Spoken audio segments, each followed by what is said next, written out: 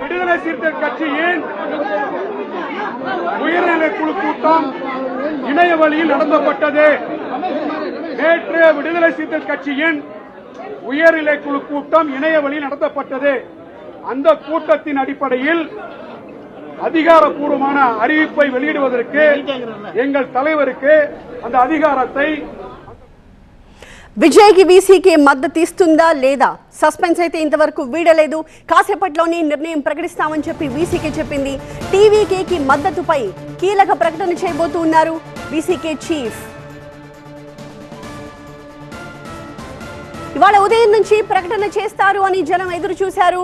అయితే మరి కాసేపట్లో వారి ప్రకటన ఉండబోతోంది. ఏదో ఒక నిర్ణయం అయితే ఖచ్చితంగా తీసుకుంటామని చెప్పి పార్టీ నేతలు చెబుతూ ఉన్నారు.